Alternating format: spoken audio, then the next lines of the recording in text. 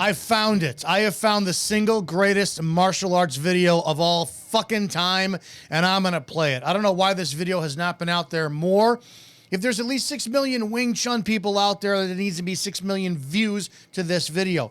As you know, that I've been going over videos lately, stuff I like, and even stuff I don't like, but I want to be part of the solution instead of being part of the problem. And I've been going over content that I've been seeing people do, and I'm like, all right, let's point out the good stuff that we like on this.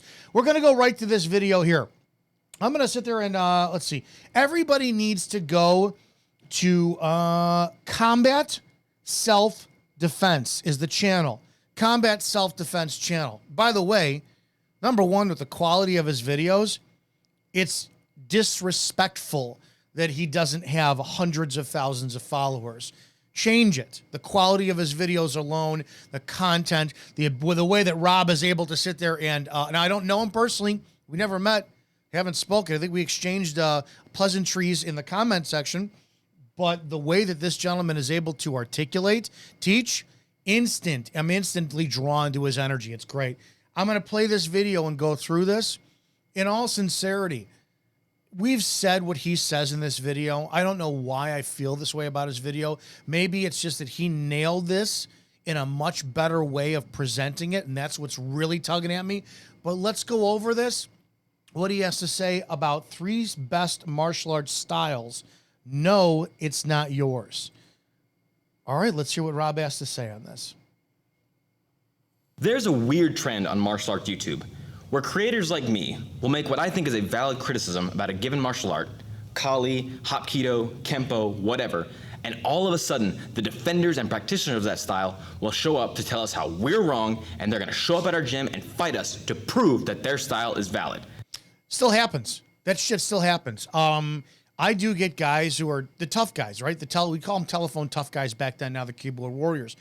I'm going to tell you the problem I had years ago was I used to have guys showing up at our gym, and they're always the same, right? They don't want to take lessons, but they want to come in with a friendly hand because they want to test your skill, and they're just not going to admit it out loud. So, I was talking to Syed about it years ago because he had the same problem too. And we want to be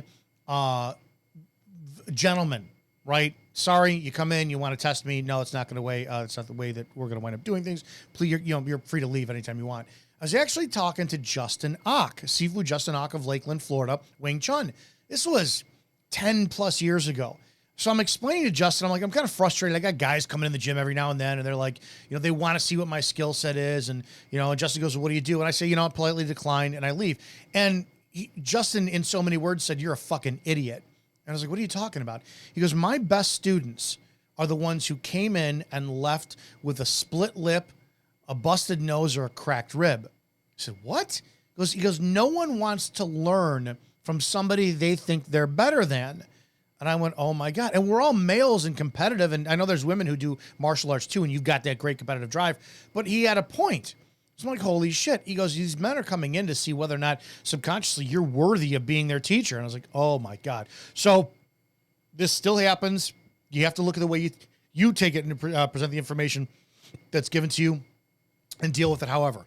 I like how Rob deals with it.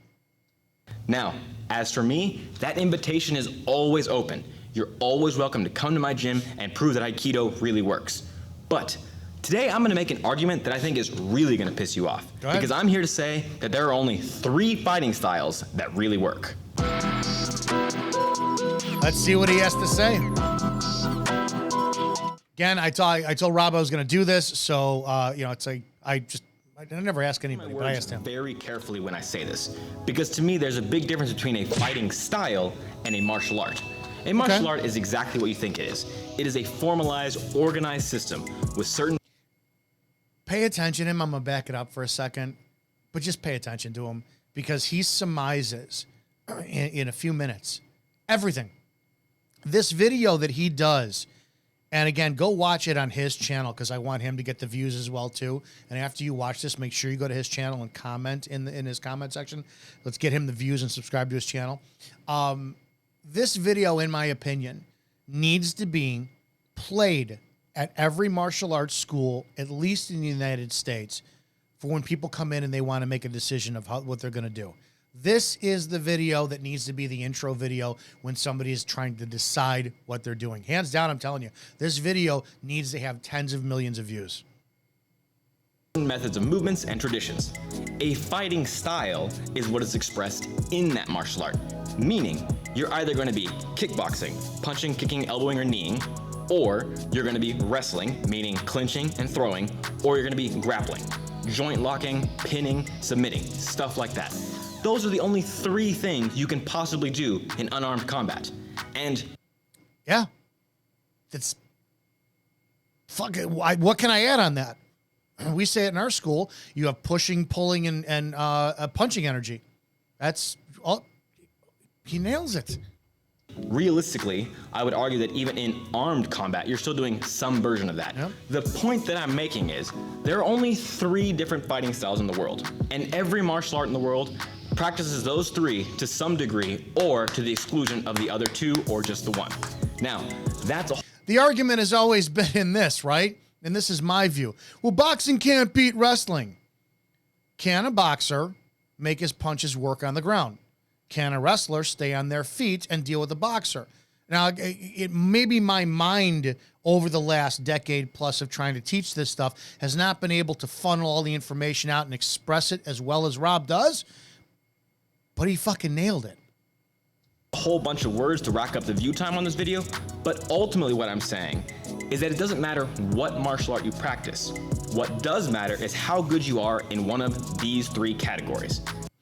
What have we been saying for years? It's not the martial art, it's the fighter. It's always the fighter. Wing Chun doesn't work. That's because the fucking guy doing it couldn't make it work. Boxing doesn't work. This grappling doesn't work. It's because the person doing it couldn't make it work. I've said it for the defense of Wing Chun, and I'm doing exactly what Rob accuses us of doing in the martial art. He hasn't even criticized Wing Chun. Yeah. How many times have I said in a video that the problem with Wing Chun is too many people come in with this understanding of what they saw online and no real world application. Yes, when you learn how to punch and grapple and get taken down to the ground, all this stuff, and then you learn Wing Chun, everything fits. It's always it sucks. Everybody who goes from Wing Chun into a grappling art is like, oh my God, why didn't I do this before? I came from decades of wrestling into Wing Chun, still wrestled Wing Chun, and everyone's like, you mix your Wing Chun with wrestling. No, I don't. Wing Chun and wrestling, they live in the same space. I'm either grappling or striking, and both exist in that. I can make it work. I'm a tough motherfucker. I could take a hit. I'm kind of got a few screws loose, which is going to keep me in survival mode for fighting. I can make Wing Chun work for the circumstance it's needed. I don't know. There's a lot of people I know that can make that work, but it's always the fighter. It's never the art. If Lennox Lewis in his prime comes up and he boxes and I do Wing Chun, he's going to kick my ass. Does that mean I can't make Wing Chun work? No, that's anatomy differences. He's a superior fighter to me. Superior fighter. If Floyd Mayweather Jr. was boxing, Floyd Mayweather Jr. is a superior fighter than I am. But an amateur boxer, I'd either give a great run for the money or I'd wind up doing whatever, and that's not a challenge. I'm just giving you the different mindsets and the different anatomy builds up and the different fighter mentalities of this. So it's always going to come back to the fighter, right? Rob nails this. Let's move on.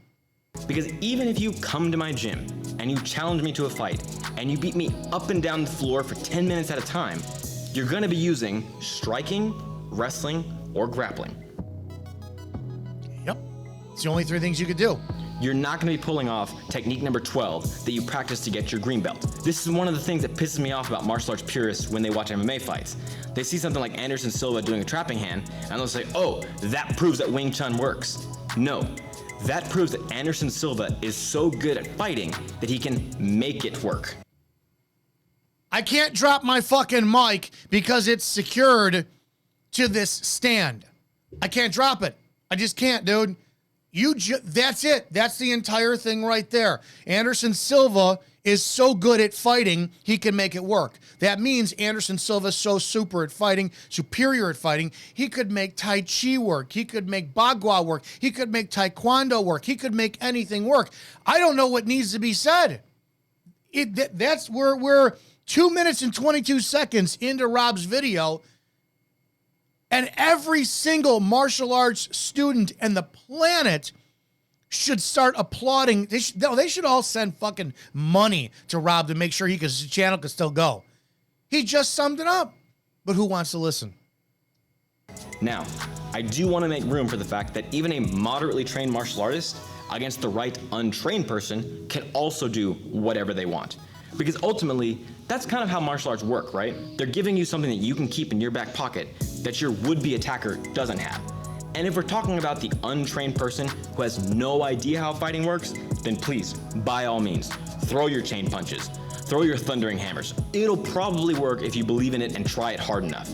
But what happens if that would-be attacker has even moderate training? What if they do go to the gym and they do practice their double leg takedown, or they do practice the straight 1-2? All of a sudden, those things that work on the lowest common denominator aren't quite as valid.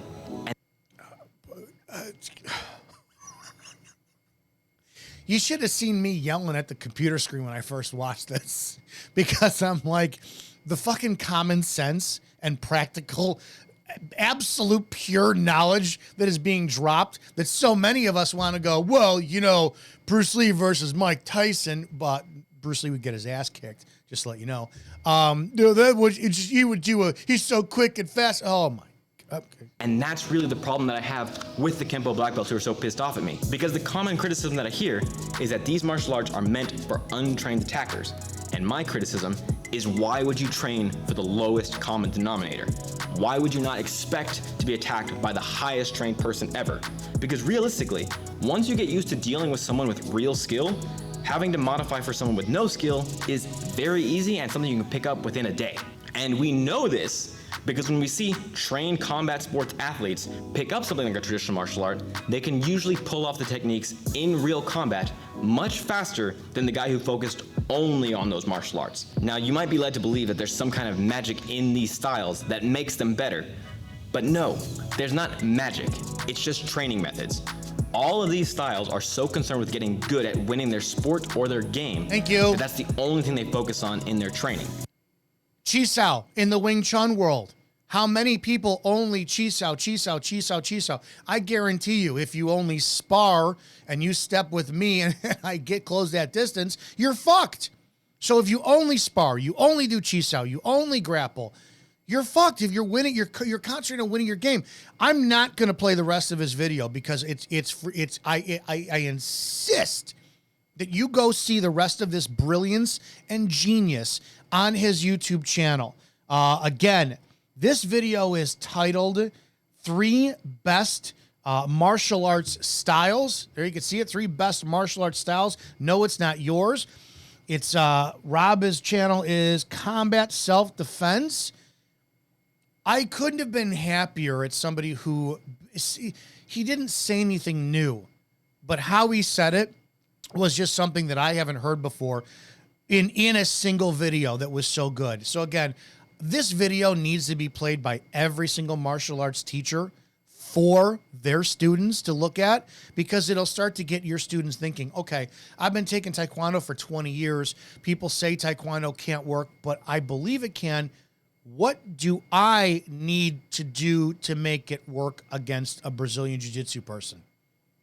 I've been doing Wing Chun for 25 years. It says they can't work against a boxer. What do I need to do to make it work against a boxer? These are things that you need to ask yourself to explore more. And I've said it. Do I think Taekwondo could beat somebody in Brazilian Jiu-Jitsu? If that fighter is superior 100%. Do I think a Wing Chun person could beat a Brazilian Jiu-Jitsu? If the fighter is superior 100%. Do I think a BJJ could beat a boxer? If the fighter is superior 100%. I was so excited to see another martial arts channel put a video like this up there with such brilliance. I wanted to share this with everybody, give my 2 cents, and have everybody go check out Rob's channel. It's Combat Self-Defense. This is probably the best martial arts video I've ever seen. This is an essential video. Everybody saves their favorites and watch later and reflects to it when you're getting frustrated with your training. Hope that makes sense, guys. Have a great damn day, and I'll see you in the next video.